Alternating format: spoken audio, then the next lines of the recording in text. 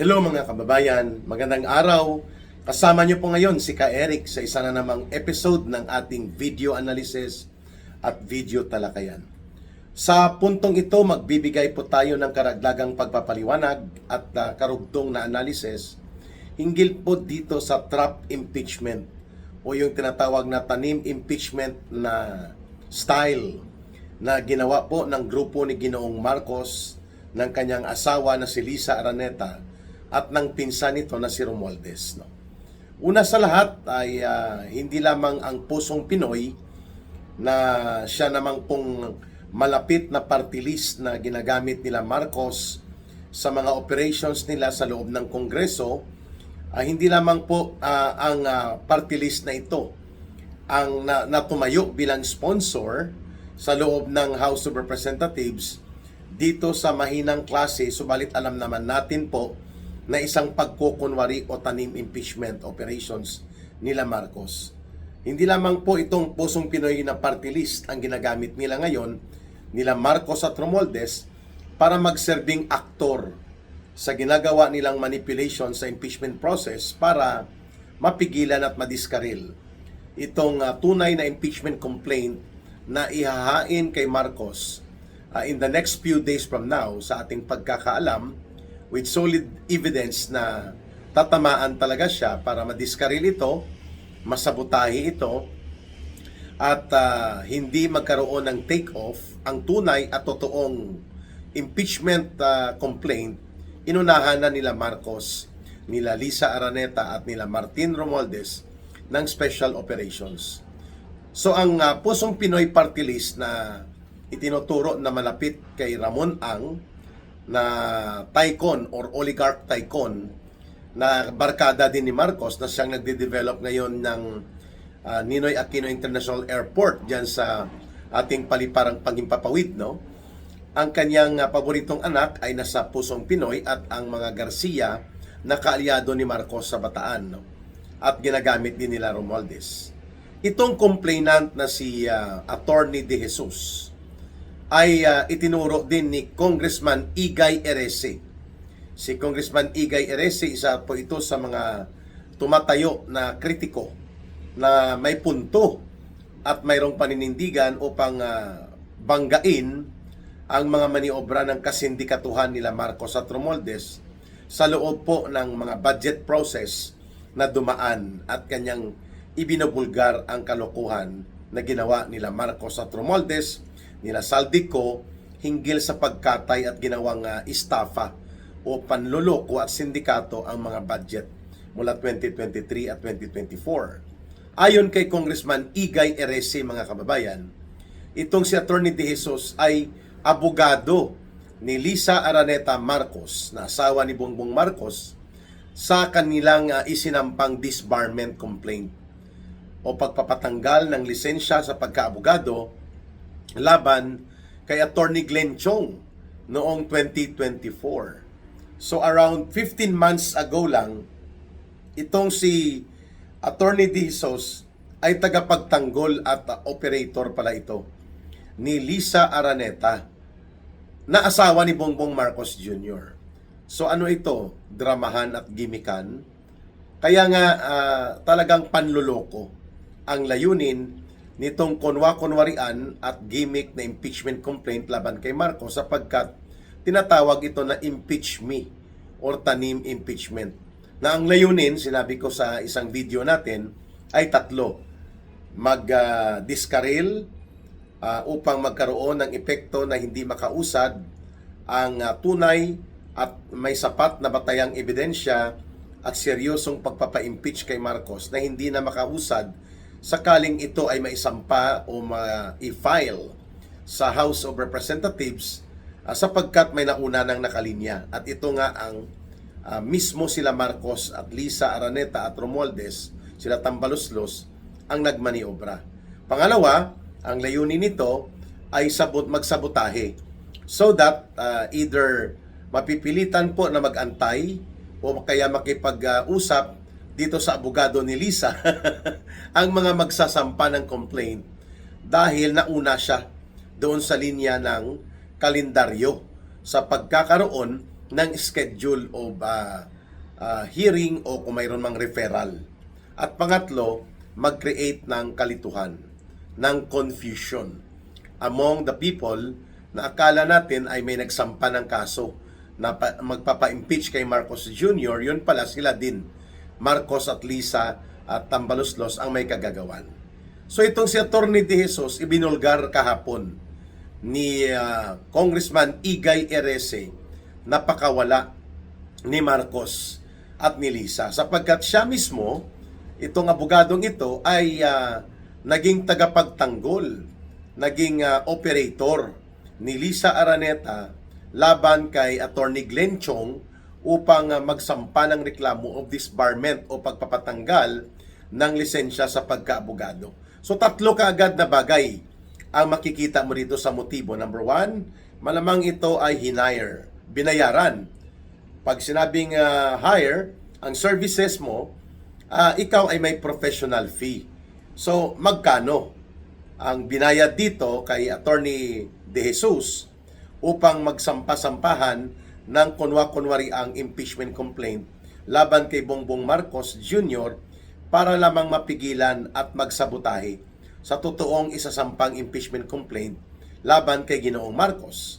So for hire itong si Atty. De Jesus, no? Siya, dahil nga kliyente niya o kaya siya ay under retainer, no? Binabayaran, mini-maintain ni Lisa Araneta at ni Bongbong Marcos. Subalit, wala na sila siguro makita pa na third party lawyer na para hindi makakonect sa kanila, kina Marcos at Romualdez at kina Lisa, nagmamadali sila sapagkat mayroon palang paparating na impeachment complaint na mabigat, seryoso at mayroong mga ebidensya bago pa mag-opening o mag-resume ang sesyon ng House of Representatives at ng Senado on January 26.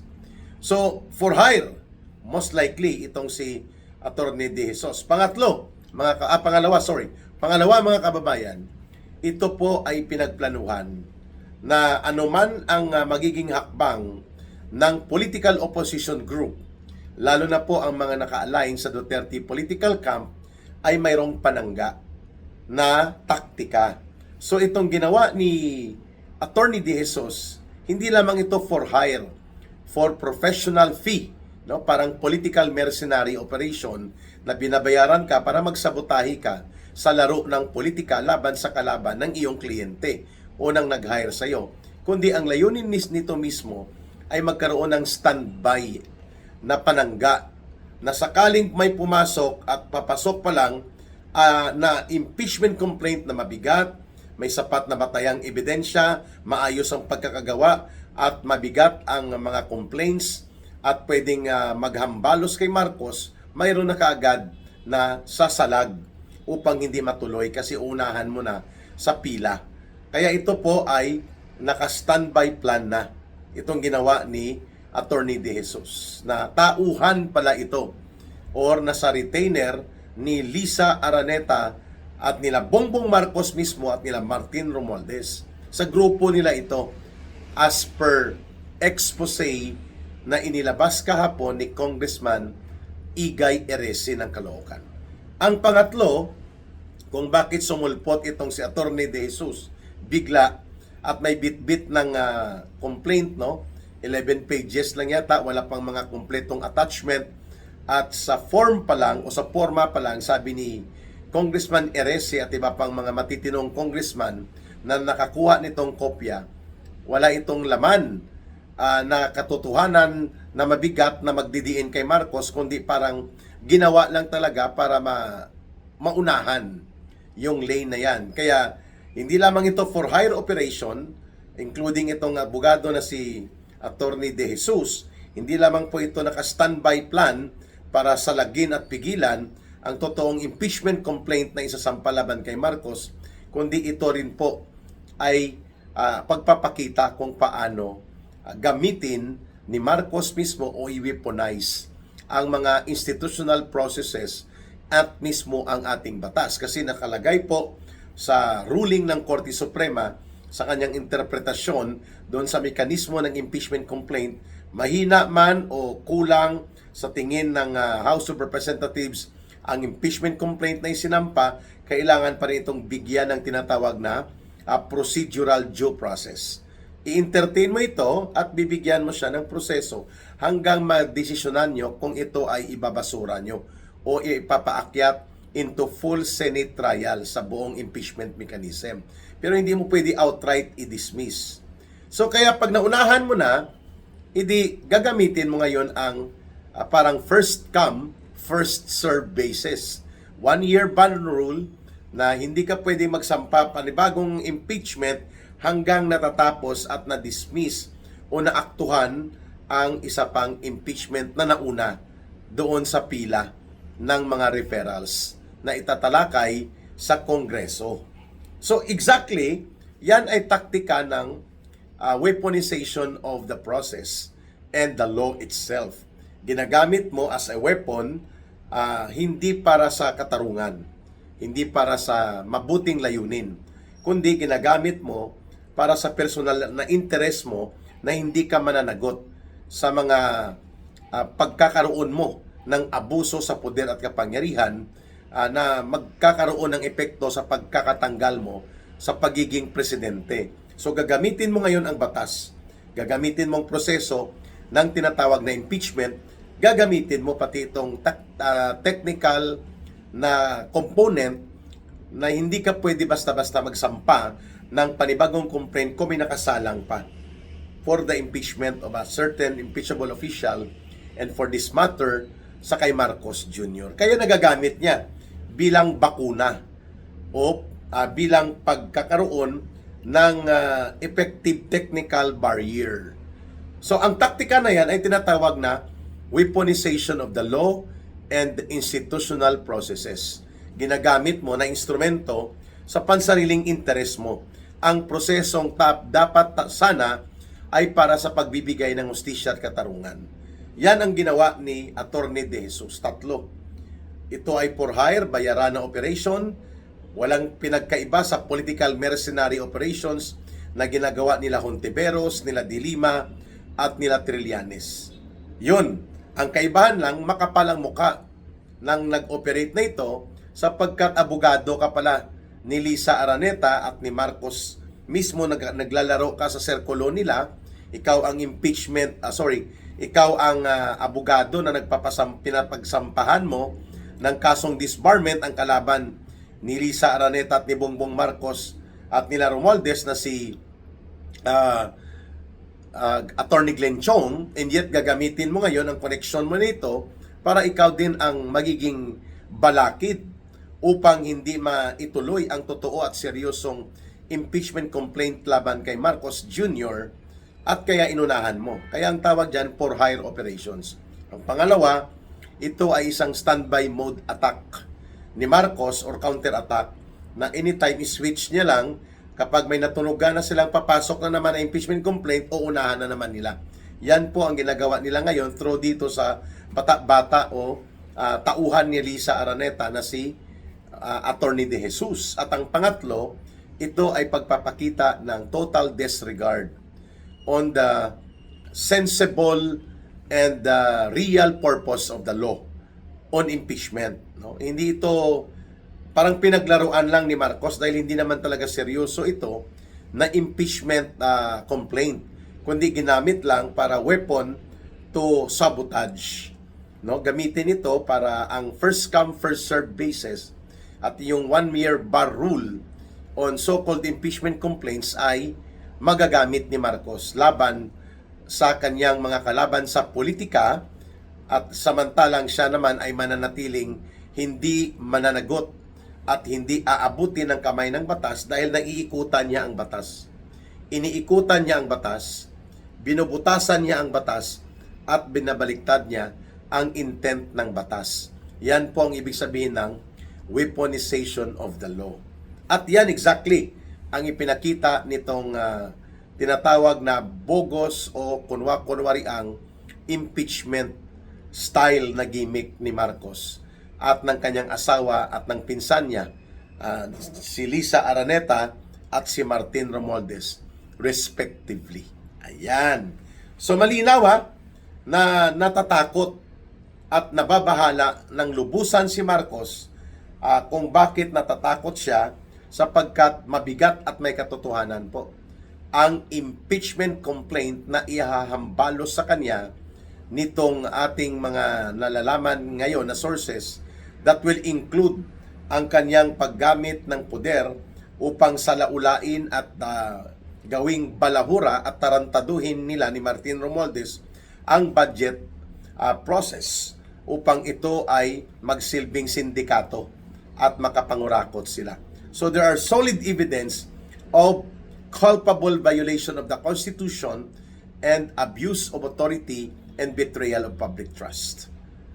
Ito po sa budget pa lang, no, 2023, 2024, 2025, kung saan po hindi lamang mga illegal na pag-insert ng mga pundo na pinirmahan niya, kundi pati pong pagpaparelease ng questionable na billions and billions, hundreds of billions of trillions of pesos sa unprogrammed appropriations for the last 3 budget.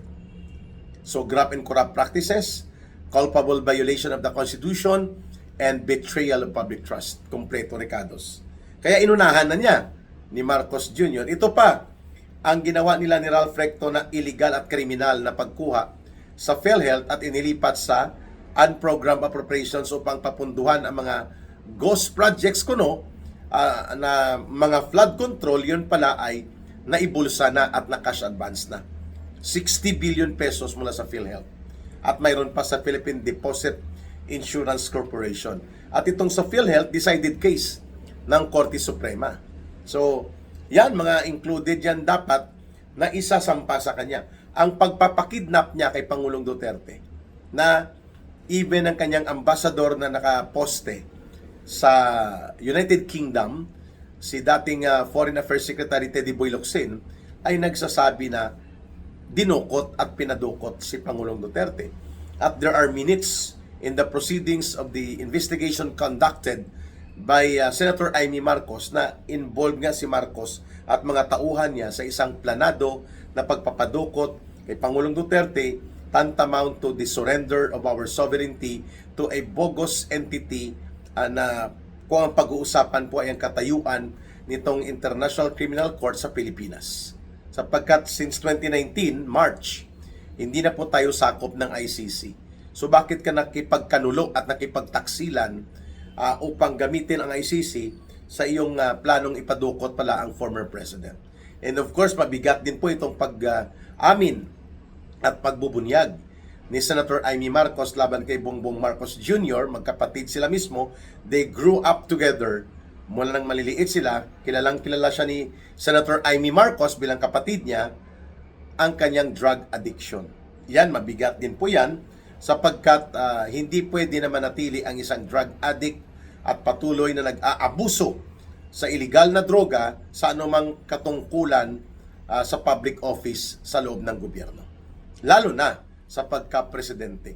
All of this, yan pong kinatatakutan ni Marcos at nila Lisa at nila Tambaloslos na pwedeng mapuruhan at madudurog si Marcos sa pagbubunyag ng mga ebidensya at tamang pag-present ng impeachable offenses niya sakaling hindi nila ginawa itong pagsabotahe sa totoong pagsasampa sana ng impeachment complaint laban kay Marcos Jr. Kaya alam na hindi pa man nagsisimula ang totoo at seryosong impeachment complaint ay takot na at nababahag ang buntot ni Marcos Jr.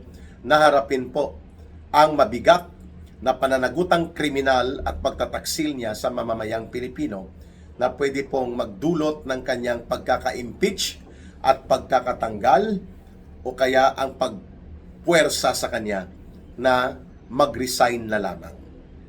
Now you know it, now we expose it, mga kababayan, na ito ay isang bayaran na operation intended none other but to sabotage itong impeachment mechanism upang hindi po magamit na hahabulin at papanagutin si Marcos at tatanggalin siya by way of impeachment operations and mechanism. Kaya inunahan niya ang sabotahe operations na ito ni Atty. De Jesus na under din pala sa kanila. Tauhan nila ito, lalo na ng asawa niyang si Lisa Araneta Marcos. Pero may hangganan po yan. Hindi kailanman mapaglalaroan mo ang pag-iisip at damdamin ng taong bayan at hindi kailanman tatahimik lang at walang kibo ang mamamayang Pilipino. Mangyayari at mangyayari po, sisingilin ka ng mamamayang Pilipino sa malayo man o malapit na panahon. Nakatakda po yan. Ginoong Marcos Jr., kasama ang asawa mong abusado at pakialamera sa poder at kapangyarihan mo bilang Pangulo at ang abusadong mastermind na kasama mo na pinsan mong si Romualdez. Mga kababayan, don't forget sa gustong tumulong para po sa ating advocacy programs sa Bangon Sambayanan People's Movement nila ka Eric na ako din pong namumuno, you can support through GCash line or line of support coordination sa numero po na 0916-308-7710. Uulitin ko lang po, 0916-308-7710. Kailangging po yan na numero, GCash line niya rin po yan. You can voluntarily send your sincere support. Rohilda Celis po ang name niya. Okay? Maraming salamat sa inyong pagsubaybay, pagtangkilik, pagsuporta, pag-promote ng ating video analysis at video talakayan. At nang sa ganun po, lumawak din ang ating audience share. Please tulungan po ninyo ang ating channel, ang ating subscription, at ang ating mga video para naman maipaangat natin ang kamalayan at pagkakaisa ng sambayanang Pilipino sa pamamagitan po ng ating mga video analysis at video talakayan. Mahalin po natin ang bansang Pilipinas. Walang ibang magmamahal nito kundi tayo ring mga Pilipino. Para sa Diyos at sa Pilipinas nating mahal, mabuhay ang sambayanang Pilipino. May God bless everyone and may Allah will be with those who are Muslim brothers and sisters. Bye for now.